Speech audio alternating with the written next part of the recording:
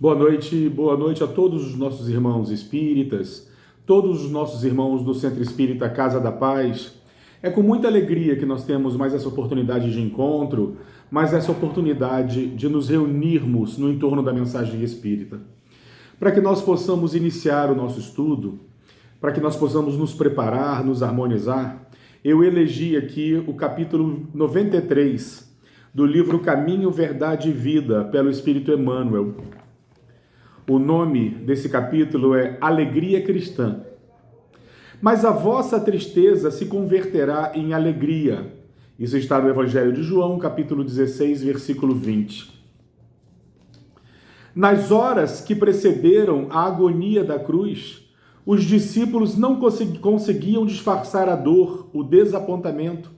Estavam tristes. Como pessoas humanas, não entendiam outras vitórias que não fossem as da terra. Mas Jesus, com vigorosa serenidade, exortava-os. Na verdade vos digo que vós chorareis e vos lamentareis. O mundo se alegrará e vós estareis tristes, mas a vossa tristeza se converterá em alegria. Através de séculos, viu-se no Evangelho um conjunto de notícias dolorosas. Um Salvador abnegado e puro conduzido ao madeiro destinado aos infames. Discípulos debandados, perseguição sem conta, martírios e lágrimas para todos os seguidores. No entanto, essa pesada bagagem de sofrimentos constitui os alicerces de uma vida superior, repleta de paz e alegria. Essas dores representam auxílio de Deus à terra estéril dos corações humanos. Chegam como adubo divino aos sentimentos das criaturas terrestres, para que de pântanos desprezados nasçam lírios de esperança.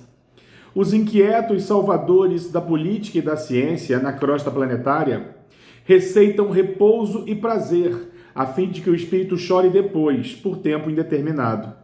Atirado aos desvãos sombrios da consciência ferida pelas atitudes criminosas.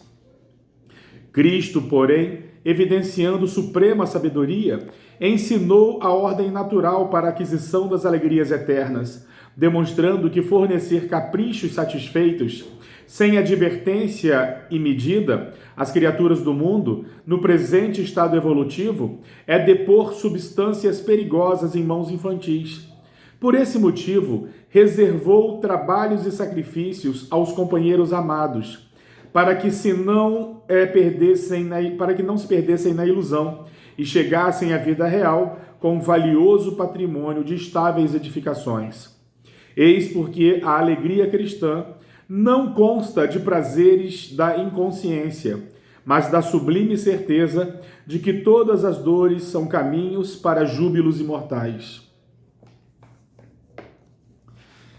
Eu gostaria de convidá-los a todos nesse instante para que possam me acompanhar numa prece de gratidão a Jesus.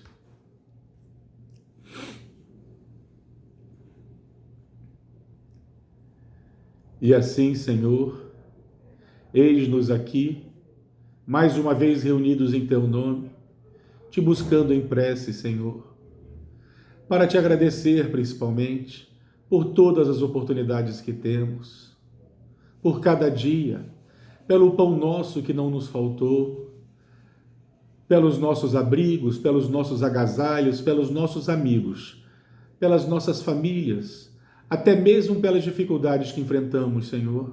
Por tudo te rendemos graças, por tudo lhe agradecemos, porque entendemos que nós recebemos tudo aquilo do qual necessitamos, na tarefa do nosso aperfeiçoamento, na tarefa do nosso burilamento. Só temos a te agradecer, Jesus. Te pedimos, Mestre, divino guia de toda a humanidade, que a sua luz possa abençoar nossos lares, todos aqueles que por aqui perambulam conosco, deste e do outro lado da vida. Que a sua luz possa permanecer acesa, nos trazendo esperança, fé, fraternidade, auxiliando-nos na caridade, e que nós consigamos manter essa chama acesa, Senhor. Que essa luz se irradie, amparando os necessitados de toda ordem. Sabemos que são muitos aqueles que passam, que atravessam um momento de provas, nessas noites frias, que a sua luz possa visitá-los e que eles também possam te sentir, divino amigo, como nós te sentimos aqui nesses instantes. E assim, primeiramente em teu nome, Jesus, em nome de todos os nossos guias e amigos espirituais, que nós possamos dar por iniciado essa reunião da noite de hoje. Permanecei conosco, Senhor. Graças a Deus. Boa noite, então, novamente a todos os nossos irmãos que estão conosco, participando desse nosso encontro, nossos irmãos da Casa da Paz. É com muita alegria, como eu disse, que nós temos essa oportunidade. E eu gostaria de começar esse nosso encontro falando exatamente de uma história que foi retirada do Talmud. O Talmud, que é aquela coletânea de livros com inúmeras histórias de ensinamentos judaicos, não é isso? Textos, todos eles tidos como sagrados. Nós encontramos lá uma história que nós vamos narrá-la naturalmente ao sabor da nossa memória, usando naturalmente algumas modificações que foram feitas pelo médium Divaldo Pereira Franco. Essa história se chama A Pérola de Ofir. E ela é mais ou menos assim. Diz que naquelas regiões desérticas, naquelas regiões repletas de dunas, de areias, existia lá um jovem casal. E esse jovem casal prosperava na fabricação de tapetes, viviam numa casa palaciana, onde tinham muitos empregados, muitos servos que lhes atendiam os caprichos. E esses jovens, num determinado momento no diálogo do casal, o marido vira para a esposa e diz algo mais ou menos assim: mulher, eu terei que sair e me ausentar algumas luas. Não sei exatamente o tempo que eu ficarei fora, mas eu retornarei. Mas eu preciso que, enquanto eu estiver fora, eu preciso que tu sejas capaz de cuidar de tudo aquilo que é nosso. E eles dois caminhavam. Ele então apresentou à esposa um cofre, mostrando os seus títulos de propriedade, suas posses, a riqueza, o ouro que possuíam, as suas reservas, né? Passando por uma grande janela, ele mostrou silos, diversos silos, onde ali eles guardavam frutas secas, sementes, grãos, frutos como tâmaras e figos ressecados para o comércio. Caminhando, eles passaram onde ela pôde contemplar a criação de cavalos árabes. Eles fabricavam tapetes, tinham uma boa produção de tapetes, muitos servos que lhes atendiam às necessidades. E ele então foi mostrando todo o patrimônio que eles possuíam para a mulher, asseverando que o patrimônio mais importante, a riqueza mais importante que eles possuíam era um filho. Eles param então na porta, a entrada do cômodo onde essa criança dormia. Tinha seus 5 anos de idade apenas. Era verdadeiramente uma joia preciosa. O pai lhe acarinha os cabelos, lhe beija e fala para sua esposa: esse é o nosso bem mais precioso. Cuida dele com todo carinho na minha ausência. E se necessário for, desfaz de todos os nossos bens para que ele possa estar bem, para que ele possa ter saúde e paz. E a esposa, então, ela diz: não se preocupe, marido, eu vou tomar conta de tudo na sua ausência.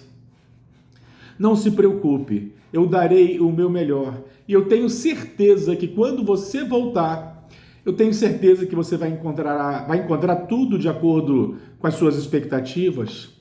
E o marido, então, conforme havia anunciado, ele se ausentou, deixando o lar. Sua esposa ficou olhando desaparecer no horizonte, nas poeiras do deserto. E verdadeiramente algumas luas se passaram, quando num determinado momento ela recebeu as notícias de que ele estava retornando. Ela então acende incensos, prepara um banquete, prepara seu banho, os ritos de ablução. Quando ele chega logo perguntando: mulher, O que tu fizestes na minha ausência? Como está nosso filho? Como estão nossas coisas? E ela então, recebendo carinhosamente o marido com um olhar sereno, sem nenhum tipo de inquietação, ela foi caminhando com ele pelos corredores da pequena casa palaciana. Ela olhava pelas janelas e o convidava a observar que ela havia aumentado a produção de tapetes. Eles caminhavam pelos corredores e ela mostrava que ela havia ampliado na sua ausência. Apareceu a oportunidade dela ampliar o plantel de cavalos árabes. Agora eles tinham mais servos para lhes atenderem às necessidades. Ela havia aumentado a produção de frutos secos, de tâmaras, de figos, de grãos, dos diversos grãos que eles usavam para fazerem seus pães. Ela parou na frente de um cofre e mostrou para ele novos títulos, comércios, escambo, acordos que ela havia feito que verdadeiramente multiplicariam as riquezas desse jovem casal. Até que ela para na porta do quarto, a entrada do quarto do filho, e diz que antes de lhe entregar a criança, ela precisava ainda contar algo que aconteceu na sua ausência. Ela disse que naquele mesmo dia que ele havia viajado, tão logo as areias do deserto, a sua silhueta desaparecesse nas areias do deserto, chegou à sua casa um estranho peregrino, de uma beleza rara, como se ele fosse um representante dos anjos do céu. Ele usava uma túnica misteriosa. Ele chegou aqui perguntando por você. Eu disse que você não estava, mas que podia tratar comigo porque eu o representava na sua ausência. Ele disse: não, o que eu quero tratar é com seu marido. Ela disse: não se preocupa, sou eu que cuido de todos os assuntos na ausência dele. E ele virou-se para ela: mulher, o que eu preciso é muito sério. O que eu preciso é muito sério. Eu tenho comigo um bem muito precioso e eu preciso que vocês guardem para mim. Eu sei que vocês dispõem de um cofre. Eu preciso que vocês guardem esse bem para mim. Ela então, curiosa, disse: mas o que seria? Ele então abre a sua túnica, pega de um alforje que ele tinha a tiracolo, abre esse alforje e tira lá de dentro uma enorme pérola negra, de uma beleza como ela jamais havia visto algo semelhante. No mesmo instante em que ela olhou para a pérola, ela se apaixonou de tal forma que ela percebeu que ela desejaria para ela aquela pedra. Esse estranho peregrino me estendeu a pedra e eu fui logo tentando arrancar da mão dele, dizendo: não se preocupe, eu cuido da sua pedra, eu cuido dessa pérola linda. E ele segurou novamente e disse: mas mulher, preste atenção, ela é minha, ela não te pertence, você estará apenas guardando para mim. Não se preocupa, nós dispomos aqui de excelentes cofres, nós dispomos aqui de excelentes servos que nos auxiliarão. Não se preocupe, a sua pedra, a sua pérola, ela ficará muito bem guardada, muito bem preservada. Mulher, presta atenção. Essa mulher não é sua, não é de vocês. Ela me pertence. Ela vai ser guardada com vocês, mas não lhes pertence.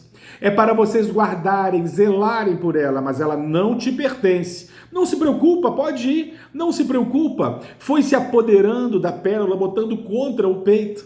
Ela havia ficado apaixonada pela pérola. Era de uma beleza verdadeiramente encantadora.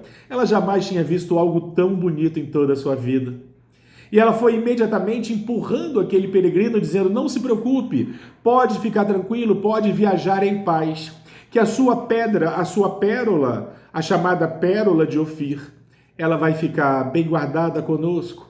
Antes de sair ainda, ele voltou-se para trás e disse mais uma vez: mulher, eu vou voltar para buscá-la. Ela não lhe pertence, vocês estão apenas guardando para mim. Ela bateu a porta, ela guardou a pérola. e diariamente ela acarinhava a pedra, ela lustrava, ela apreciava, ela admirava aquela pérola negra, a pérola mais linda como ela jamais havia visto. Entretanto, dizia a mulher ao marido: hoje, um pouco antes de tu chegares, quando já me anunciavam a tua vinda, o teu retorno, esse estranho peregrino retornou. Esse estranho peregrino retornou dizendo: mulher, eu vim buscar a minha joia. E a mulher foi logo dizendo assim: mas que joia?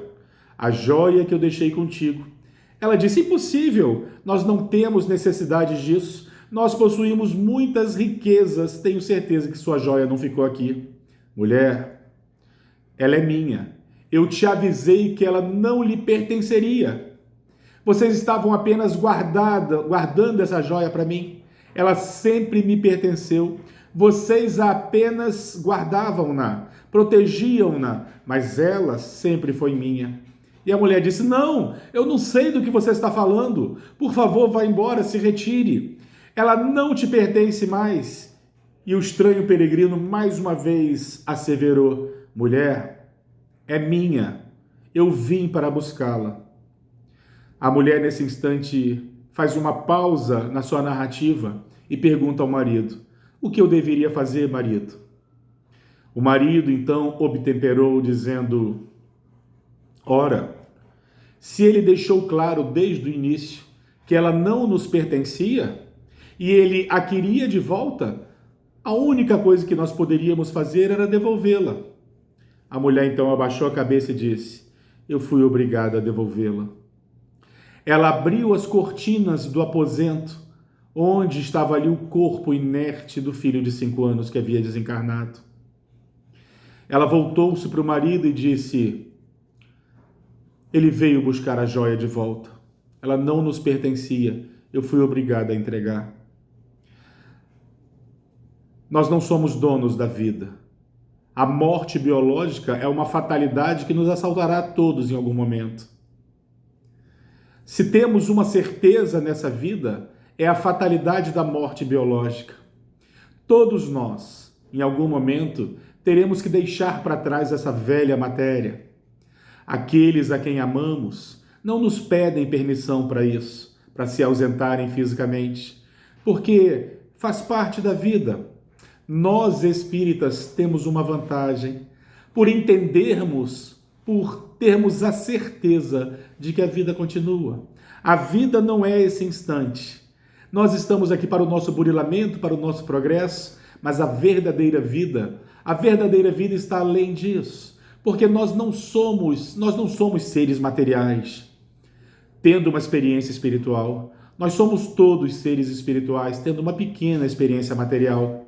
E a mensagem espírita ela nos auxilia a entender isso. Não só esse valor, mas outros valores também. Acerca da vida, nós compreendemos a imortalidade da alma, nós entendemos a multiplicidade das vidas, nós compreendemos que a vida é imortal e uma só, com diversas reencarnações, mas a vida é uma só. E a alma, na necessidade do seu burilamento, do seu progresso moral, ela diversas vezes mergulha nesse educandário biológico, para que ela consiga se libertar, vencer-se moralmente, espiritualizar-se. Quando nós pegamos os evangelhos, o evangelho de Lucas tem uma passagem muito curiosa, que vai também nos auxiliar a nós darmos continuidade para o estudo que nos foi proposto nessa noite. Diz que Jesus, ele estava na entrada do templo, numa entrada destinada às mulheres, quando nessa entrada, como acontecia também nas demais entradas, existiam estruturas chamadas de gasofilácios. Os gasofilácios eram estruturas usadas para as pessoas depositarem moedas, fazerem ofertas ao templo, ou ofertas a Deus, como eles criam. Essas estruturas chamadas de gasofilácios eram estruturas de metal. Elas tinham o formato de trombeta ou de chifre de carneiro. Elas eram grandes estruturas e eram usadas para as pessoas depositarem moedas. em nível de curiosidade? Muitas pessoas, inclusive, para poderem atirar um bom número de moedas, as pessoas cambiavam moedas de grande valor para moedas de menor valor, exatamente para que pudessem atirar muitas moedas. E o evangelista, ele começa narrando que as pessoas que por ali passavam derramavam grandes somas de moedas, quando de repente se aproxima do local uma pobre viúva. E Jesus, como se pudesse antever o que estava para acontecer, ele chama para junto de si os seus discípulos e pede a eles que observem. Aquela pobre viúva se aproxima dos gasofiláceos e atira 2 moedas de bronze, 2 moedas de menor valor. As moedas de bronze eram verdadeiramente as moedas de menor valor, chamadas de quadrantes. Essas moedas, assim como hoje, por sinal, não é? As moedas podiam ser de prata, de ouro, mas as moedas de bronze eram as de menor valor. E ela tira exatamente 2 moedas de pouquíssimo valor. 2 moedas. A primeira pergunta que eu gostaria de fazer é a seguinte: como é que sabiam que eram 2 moedas? Porque sendo a estrutura de metal, o metal emitia um som. O tilintar das moedas denunciavam quantas moedas haviam sido atiradas. Assim como quando o evangelista diz que as pessoas derramavam ali grandes somas, naturalmente que o que denunciava isso era o som. O som do tilintar das moedas denunciavam exatamente o volume de moedas que haviam sido lançadas. Mas, curiosamente, Jesus volta para os seus discípulos e ele teria dito algo mais ou menos assim: em verdade, eu vos digo que essa mulher, ela deu muito mais do que todos os outros que passaram pelo gasofilácio, porque ela deu tudo o que ela possuía. E essa passagem termina aí.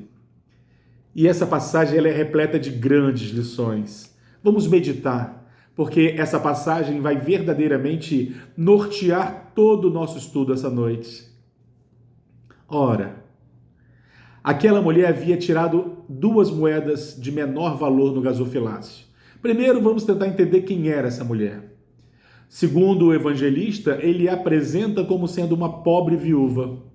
O que era desnecessário dizer, porque se aquela mulher era uma viúva, já estava claro que ela vivia na pobreza, porque não existia nada que amparasse a viuvez.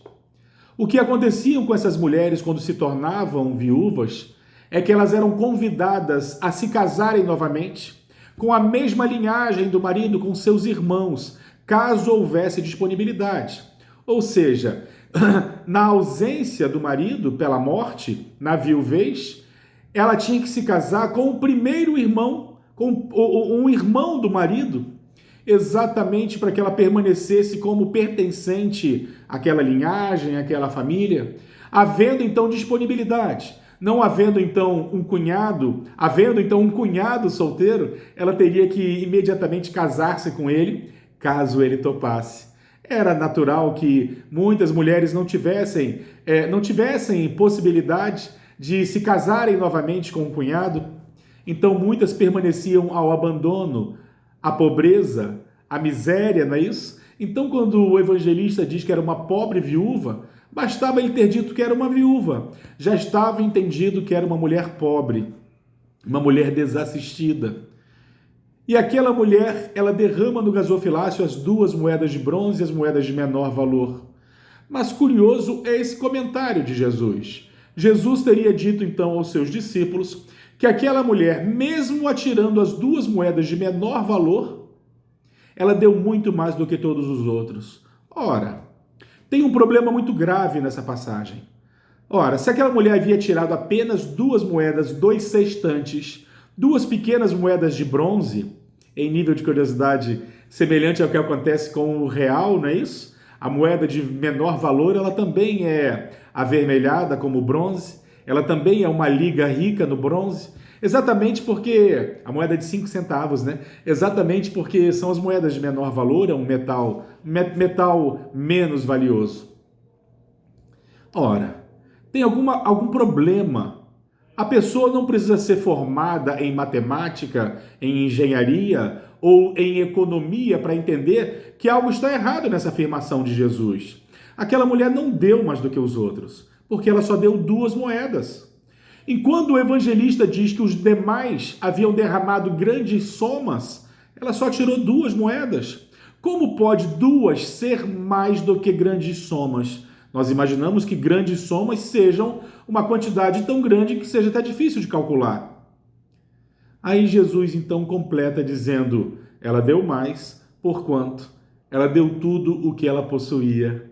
Aí nós começamos a engatinhar na compreensão dessa passagem. Repararam? Jesus não estava falando das moedas. Não era de moedas que ele falava, porque nós não possuímos moedas. Quando Jesus disse que ela deu tudo o que ela possuía, ele não estava se referindo às moedas que ela tirou no gasofilácio, porque nós não possuímos moedas. Porque aquilo que nós possuímos é nosso. Vai conosco onde quer que estivermos, e as moedas não vão conosco. No momento em que nós deixamos essa vida, as moedas também ficam, mostrando que elas nunca foram nossas. Nós somos usufrutuários das coisas, mas elas não nos pertencem. Nós daremos conta de tudo aquilo que nós usamos, mas não é nosso de fato. Jesus não estava se referindo às moedas, porque quando ele diz que era tudo que aquela mulher possuía, nós não possuímos moedas. Ele estava se referindo a algo que ela verdadeiramente possuía e havia depositado mais do que os outros. Ele estava se referindo aos sentimentos.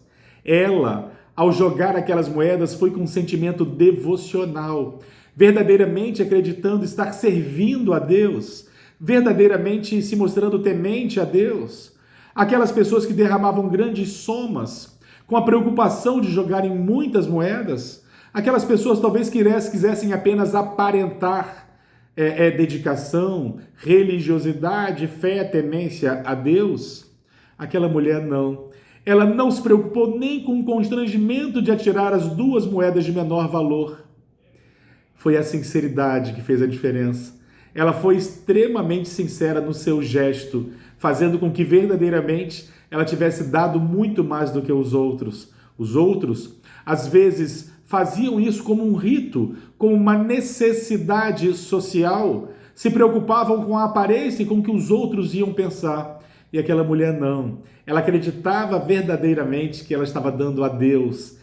Era o que ela possuía de material, mas mais importante do que isso, era o sentimento que ela depositava no gasofilácio, e isso com certeza foi mais do que os outros.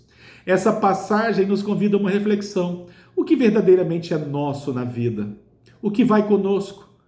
Porque aquilo que eu digo ser meu, vai comigo para onde quer que eu vá. Se algo é meu e eu não posso levar comigo, é porque na verdade nunca foi meu. Eu fui um usufrutuário. Os títulos do mundo, um automóvel, a roupa que ora eu visto, por incrível que pareça. A mensagem espírita nos esclarece que essas coisas não nos pertencem. Porque no momento em que nós nos desprendemos daqui, nos desprenderemos todos nós em algum momento em breve. Isso fica, isso não vai conosco. As moedas, as chaves, os títulos de propriedade, os títulos do mundo, nem os diplomas, nada disso vai conosco. Quando nós pegamos o livro Nosso Lar, o primeiro livro da série André Luiz, uma das coisas que nós observamos logo no início com muita facilidade é que em Nosso Lar, André Luiz não era mais o doutor André Luiz, ele não era mais médico. Os títulos de medicina ficaram na terra. Ele deixa de ser o doutor André Luiz e passa a ser o irmão André. Diferente de como foi retratado nos filmes. Ele deixa de ser médico, ele deixa de ser doutor André Luiz e vira irmão André. Porque os títulos do mundo ficam no mundo. As posses do mundo ficam no mundo. Aí fazemos uma pergunta. O que vai conosco então? O que verdadeiramente eu, Guilherme, posso dizer que me pertence? Ora, meus irmãos, após fazermos uma reflexão longa, nós chegamos a uma conclusão muito interessante. Tudo aquilo que está para fora do coração fica no mundo. Tudo aquilo que é para dentro vai conosco. Vão conosco os amigos que fizemos, os momentos, as experiências, a cultura. Tudo isso vai conosco. O bem que nós fizemos, tudo isso nos pertence. Tudo isso vai conosco invariavelmente. as coisas do mundo ficam. A coisa do mundo pelas quais nós nos exasperamos. Existem pessoas que desfazem amizade por dinheiro, pelas coisas do mundo, pela necessidade de ser um vencedor do mundo. As pessoas se desesperam, perdem a saúde, as pessoas fazem tudo para poderem ter o título de vencedoras, quando a mensagem espírita deixa bem claro que vencer no mundo não tem nada, nenhuma relação como vencer de fato. Quando nós buscamos vencer no mundo, nós começamos perdendo a paz, nós começamos perdendo a harmonia. Nós, às vezes, na necessidade, na ânsia de possuirmos coisas, de termos momentos no mundo, nós entregamos tudo. Já nos alertava Jesus sobre isso, falando sobre os tesouros. Aquilo que nós elegemos para serem nossos tesouros, invariavelmente junto vai o nosso coração. Quando nós colocamos os nossos desejos, como nós tratamos como tesouro as coisas à nossa volta, nós deixamos aí também o nosso coração e de repente nós vamos despertar e perceber que nada foi conosco. Tudo aquilo que eu demorei uma vida para acumular fica. Não vai comigo, não me pertence e pode ser inclusive motivo de desdita por brigas em torno de uma herança. As pessoas às vezes não estão preparadas para receberem aquilo que nós deixamos, fazendo com que uma cadeia de exasperações aconteçam. Então as pessoas se matam, se destroem, acabam com suas próprias vidas para acumular aquilo que elas não levarão, aquilo que verdadeiramente não tem valor. A mensagem espírita ela é libertadora nesse sentido. Ela nos mostra primeiro que a morte não existe. A morte não existe, nós despertamos do lado de lá. Nós despertamos para a verdadeira vida, a vida plena.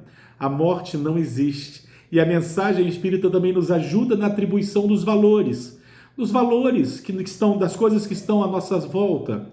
Nós aprendemos, por exemplo, o verdadeiro valor. O que tem mais valor? As posses, os títulos, uma amizade? Aqueles instantes em que nós somos repletados de muita alegria, porque verdadeiramente existe um sistema de recompensa quando nós fazemos o que é certo. A sensação do dever cumprido é uma felicidade que ninguém consegue roubar de nós. Isso tudo vai conosco. A cultura, os amigos, esses momentos, tudo isso vai conosco. Invariavelmente isso vai conosco, fazendo com que nós despertemos do lado de lá, na riqueza verdadeira, na riqueza que verdadeiramente importa. Quantos irmãos se desprendem da terra, vivendo aqui na opulência e chegam do lado de lá semelhante a mendigos desnudos? Como nós vemos, por exemplo, na parábola que Jesus nos ensina, a parábola do Lázaro e do rico, nós observamos que o rico se encontra do lado de lá numa posição desesperadora, afirmando existir uma distância muito grande entre Lázaro, que desperta do lado de lá, repleto de luzes e júbilos, mostrando que as posses da terra, as coisas do mundo, elas não vão conosco. Não percamos tempo, uma encarnação inteira. É óbvio que precisamos, para uma vida social, para a vida na terra, nós precisamos de coisas, nós precisamos de roupas, nós precisamos de teto, e é justo que nós busquemos isso, mas que isso não possa ultrapassar, que isso não ultrapasse outros valores, que nós tenhamos equilíbrio e prudência, que nós não nos desesperemos, não acabemos com a nossa saúde, com amizades, às vezes com famílias, para que nós tenhamos as coisas do mundo. É exatamente esse desequilíbrio que nós somos alertados. Nessa obra que nos foi proposta para o estudo dessa noite, essa obra se chama Diretrizes para o Êxito, do Espírito Joana de Ângeles. O tema é um capítulo chamado Medo e Autoconfiança. O Espírito Joana de Ângeles vai nos dizer que são 6 tipos básicos de medo que assolam o ser humano. São 6 tipos básicos de medo. Ela não diz que são apenas esses 6. Ela diz que são 6 os tipos básicos de medo, que naturalmente, sendo a mente humana infinitamente plural, devem existir muitas manifestações de medo, não é isso? Mas esses são os 6 tipos básicos de medo que assolam quase todas as pessoas à nossa volta. Seria o medo da morte, o medo da velhice, o medo da doença, o medo da pobreza, o medo da crítica e o medo da perda de um afeto profundo. Ora, meus irmãos, a mensagem espírita, ela nos auxilia com todos esses medos. Nós não somos possuidores de nada aqui na Terra. Então a pobreza, ela não pode ser motivo de medo. Ela não pode ser motivo de medo. Nós teremos sempre aquilo do qual nós necessitamos, tudo aquilo do qual é importante. E se for importante que nós passemos pela dificuldade mais extremada, passemos com dignidade. Mas estamos sempre lutando exatamente para protegermos a nós e aqueles que estão à nossa volta, mas isso não pode ser nosso objeto de preocupação, porque de fato nesse mundo essas coisas nós não possuímos. E tem pessoas que estão tão adoecidas, mas tão adoecidas, que acreditam serem donas até de outras pessoas. Ah, meus irmãos, nada disso nos pertence, inclusive outra vida, pelo amor de Deus. Nós não somos donos de vida alguma. Então a perda das pessoas de quem nós amamos, dos nossos afetos mais profundos, não pode ser motivo de medo. Primeiro porque nós não somos donos de pessoa, pelo amor de Deus. As pessoas têm o direito de partirem de nossas vidas. As pessoas têm esse direito, respeitemos isso. Algumas pessoas dirão assim, eu encontro a paz em fulano. Eu encontro a paz em fulano, e se fulano não estiver comigo, eu não terei paz. Ora, que bobagem! A paz é uma conquista para dentro. Ela independe de quem está à nossa volta. No capítulo da paz, nós encontramos pessoas que conseguem sentir paz no meio de guerras. E tem pessoas que estão em paraísos maravilhosos e estão sempre sem paz. Porque não depende do local onde nós estamos, nem das pessoas que estão à nossa volta. A paz é uma conquista para dentro. A paz é uma conquista para dentro. E as pessoas que estão conosco nessa caminhada podem não estar, por opção. Elas podem fazer escolhas diferentes, respeitemos isso, sabendo que não existe aquela ideia das almas gêmeas, de pessoas que estão destinadas a viverem juntas. Não existem. Estejamos preparados para a separação que pode acontecer a qualquer momento. Pode existir ausência biológica, no sentido da morte, da desencarnação, mas também outras separações acontecem, pelo amor de Deus. A vida é muito mais do que isso. E nós não perdemos pessoas, pelo amor de Deus. As pessoas não são perdidas como objetos. As pessoas escolhem novos caminhos. As pessoas vão para outros rumos, mas permanecem conosco aqui dentro de alguma forma. Podem não estar do nosso lado como nós gostaríamos, mas quem ama de verdade fica feliz por vê-las bem, onde quer que elas estejam. A mensagem espírita é libertadora, porque nós não tememos a morte. Nós podemos ser assaltados por ela a qualquer momento. Qualquer um que está à nossa volta há de se desprender, há de se libertar verdadeiramente, porque quando nós estamos encarnados, nós estamos acrisolados no mundo, cheio de limitações. Tenhamos nós um momento em que nós teremos merecimento de sairmos daqui, de nos desprendermos para a verdadeira vida. As pessoas que partem antes de nós se desprendem, as pessoas se libertam, elas vão na hora que tem que ir, pelo amor de Deus, respeitemos e compreendamos isso, na certeza de que nós também iremos em algum momento. Nós somos treinados, e aí vem o segundo medo, que é o medo da velhice. Nós somos treinados para crer que os mais velhos vão na frente. Isso não é verdade. As estatísticas mostram que tem muito mais pessoas morrendo em guerras, suicídios e violências, acidentes, do que morrendo por idade. Mostrando que essa ideia de que os mais velhos vão na frente é uma ideia que é equivocada. Estatisticamente, tem os mais jovens indo na frente, por causa das guerras, por causa da violência urbana, por causa dos acidentes, do suicídio. Isso não é uma regra da natureza. Não existe essa regra de que o mais velho vai sempre na frente. Pode acontecer o contrário. E não tem problema, nós compreendemos isso, pelo amor de Deus. Algumas pessoas podem retornar antes e nos aguardam, porque a vida continua, e a desencarnação, ela não separa as almas que se amam, pelo amor de Deus. Então o segundo medo, que é o medo da velhice, ora, a velhice ela tem que ser aguardada. Ela tem que ser aguardada por todos nós com muita gratidão, por termos tido a oportunidade de envelhecer, porque muitos não têm essa oportunidade. E no momento em que nós envelhecemos, nós só temos a agradecer por termos tido essa oportunidade, por toda a experiência que nós acumulamos, pela capacidade de ponderarmos, pela maturidade. Ah, como nós pensamos, ai, quem me dera, se eu pudesse ter a maturidade que eu tenho hoje, quando eu era mais jovem, tantos erros eu teria evitado, tantas escolhas eu teria feito diferentes. Perceberam? A maturidade, o amadurecimento, ela nos proporciona essas reflexões. Só que de alguma forma isso permanece conosco, isso vai conosco. Faremos escolhas diferentes numa outra oportunidade e a teremos com certeza. Porque embora a vida seja uma só, nós sempre temos outras oportunidades chamadas de reencarnações.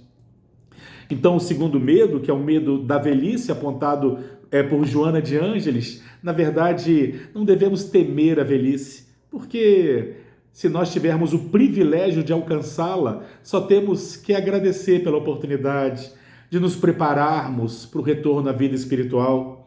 O terceiro medo é o medo da doença. Ah, meus irmãos, nós sempre temos muito medo das dores físicas, dos acometimentos, esquecendo verdadeiramente onde é a verdadeira vida. Isso aqui é um instante. A vida corpórea é um intervalo. E eu gostaria de convidá-los a uma reflexão. O que são 80, 90, 100 anos? 103 anos, como minha avó desencarnou no ano passado. Há exatamente um ano desencarnava minha avó. Ela desencarnava com 103 anos. Eu pergunto, o que são 80, 90, 100 anos frente à eternidade? É um instante, é um intervalo. Então, não tenhamos medo da doença, porque a verdadeira vida é do lado de lá. E a mensagem espírita nos fala da necessidade das doenças, da dor, das dificuldades que nós enfrentamos são sempre para o nosso progresso. Aquela dor que sentimos, o peso daquela expiação que às vezes nos limita o trânsito na Terra, tudo isso é importante e passará. Tudo passa, muito em breve, será um instante. Tem uma frase do Chico Xavier que eu gosto muito, em que ele diz, numa entrevista, perguntada pela repórter o que ele sentia, já chegando aos 90 anos de idade, na ocasião ele estava com quase 90, essa repórter perguntou para ele o que ele sentia naquele momento, e a resposta dele foi linda. Ele diz algo mais ou menos assim: eu estou me sentindo como aquele trabalhador que acordou nas primeiras horas do dia, foi para o trabalho e nesse momento ele está retornando para o lar. Ele comparou uma encarnação inteira como apenas um dia. E essa é a realidade. Tudo aqui é muito breve e passageiro, porque a verdadeira vida nos aguarda do lado de lá.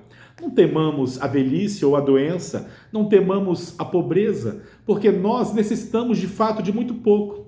É que nós, pelos caprichos do mundo, pelas ilusões do mundo, nós acreditamos possuir, querer necessitarmos de muito mais. Isso não é verdade.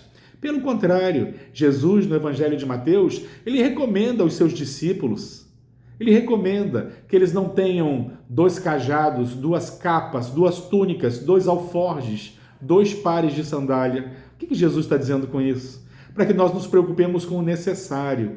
Se nós não necessitamos de muito, pelo amor de Deus, é ilusão, são coisas do mundo.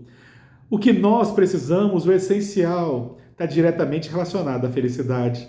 Quando mais nós buscamos acumular coisas do mundo, maior vai ser o nosso desespero quando nós tivermos que deixar isso tudo para trás. Que nós nos preocupamos com o que é necessário. Nós teremos aquilo do qual nós necessitamos invariavelmente.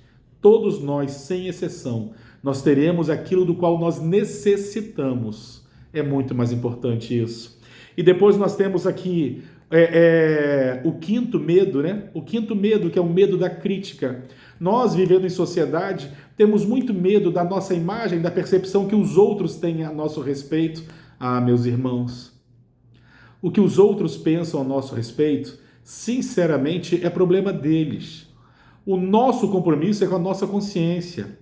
Que as nossas atitudes sejam as atitudes corretas. Nós não temos que nos preocupar com a imagem, com uma construção social. Ninguém precisa disso, pelo amor de Deus.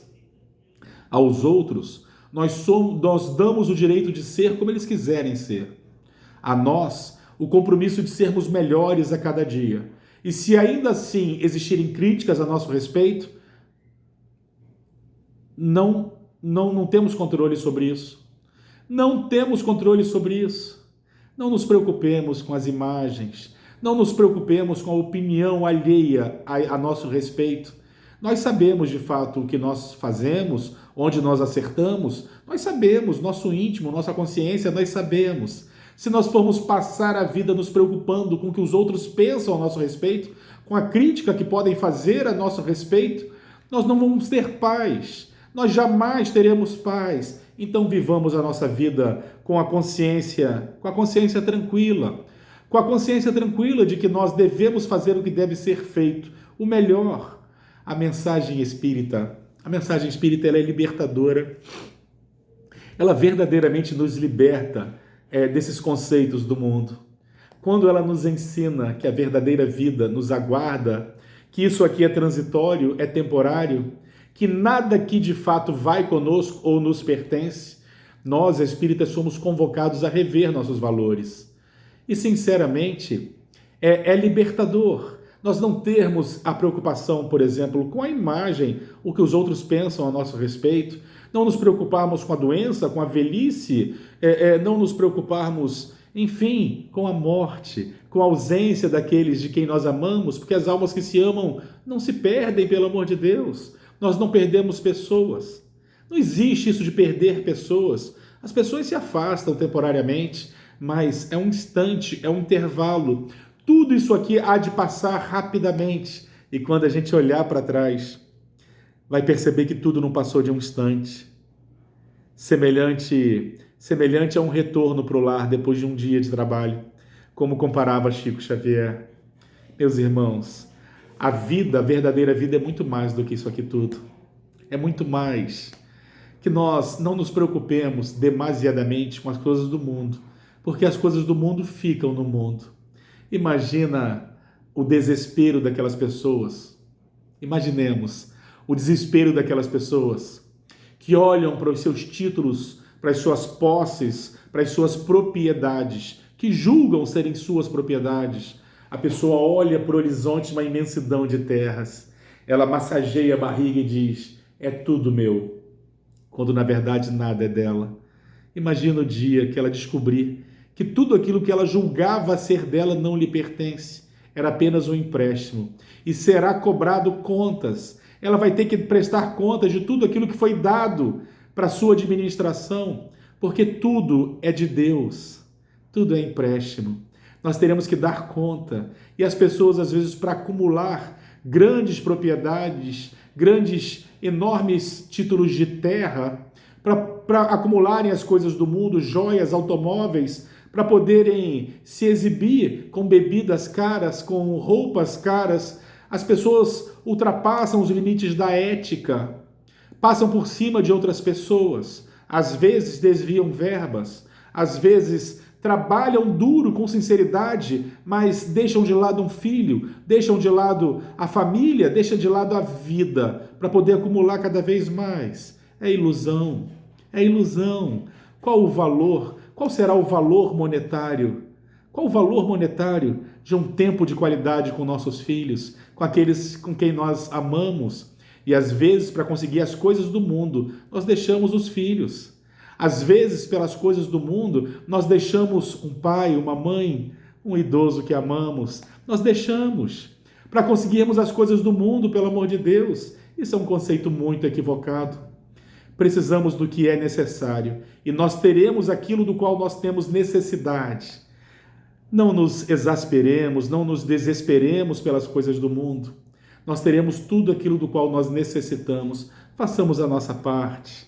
É justo que nós trabalhemos e recebamos pelo nosso trabalho. É justo que tenhamos um teto, que tenhamos o pão de cada dia, as roupas que nos vestem, uma vida social, descanso, lazer, tudo isso é justo, pelo amor de Deus.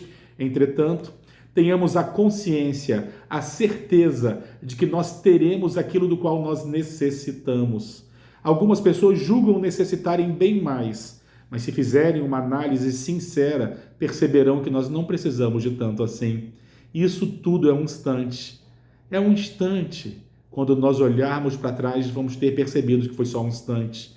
Então, nos entreguemos, convidados todos nós, a nos banquetearmos do amor, nos entreguemos e vamos nos deixar arrastar pelas sugestões de ternura, de fraternidade, de amor. Amemo-nos, sirvamo-nos.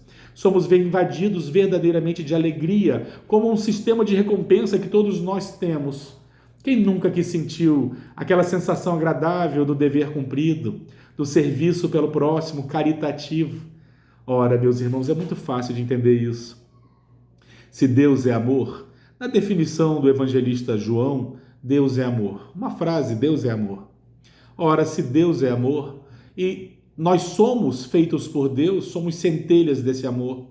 E todas as vezes que nós conseguimos vibrar nas sintonias mais finas do amor, a caridade, invariavelmente nós sentimos uma recompensa. Quem nunca sentiu? Quando nós somos obrigados, convocados a servir, nós temos a oportunidade e o privilégio de ajudarmos alguém, nós percebemos que somos invadidos por uma alegria que não tem nada que se compare nesse mundo. Vamos nos permitir essas pequenas sutilezas da vida, sirvamo-nos, estejamos amparados, amparemos uns aos outros, ombreados, caminhando juntos. Vamos aproveitar aqueles a quem nós amamos, porque eles podem se ausentar temporariamente, para que nós não olhemos para trás com arrependimento daquilo que nós deixamos de fazer. Então vamos brincar com os nossos filhos, sobrinhos, netos, nossos pais, vamos rir, vamos ler, vamos construir, vamos adquirir cultura, vamos aproveitar todos esses momentos coletivamente sempre que possível, para que nós possamos verdadeiramente entesourar aquilo que verdadeiramente tem valor. Aproveitemos aquele pai cansado, aquele avô, aquela avó. Esses instantes são tão mágicos, são tão especiais. Vamos aproveitar isso tudo, porque o verdadeiro tesouro na vida está nesses momentos. O que nós levamos daqui, meus irmãos? Meditemos, que seja a nossa reflexão dessa noite. O que nós levemos daqui? Repito, após uma longa reflexão, nós não levamos nada daqui que nós acreditamos possuir para fora do coração. Só vai conosco aquilo que nós temos daqui para dentro. Reflitamos, o que vai conosco? Até porque, como diz uma frase popular, caixão não tem gaveta. Caixão não tem gaveta, a gente não vai levar as coisas daqui. Essa roupa que ora eu visto, não vai comigo. A casa, o carro, diplomas, títulos de propriedade, nada disso vão comigo. Não sou possuidor sequer de pessoas. Pessoas não nos pertencem. Nós até podemos nos unir a pessoas pelos laços do amor, mas isso vai, porque isso não se perde. As pessoas permanecem se amando, quando se amam, permanecem se amando. E não nos iludamos sobre o tempo. Isso aqui é apenas um instante. Meus irmãos, que a paz de Jesus permaneça conosco. E eu gostaria de convidá-los a todos que me acompanhassem numa prece de encerramento.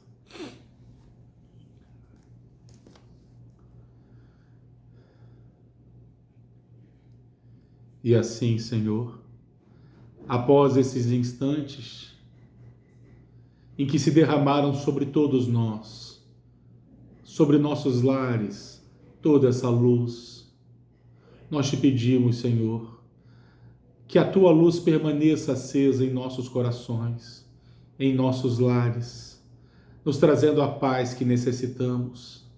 Senhor, fortalece os nossos propósitos, inspira-nos no bem e auxilia-nos, Senhor. E assim, primeiramente em teu nome, divino amigo, em nome de todos os nossos amigos espirituais, que nós possamos encerrar o estudo da noite de hoje. Obrigado por tudo, Senhor. Que assim seja. Meus irmãos, boa noite a todos.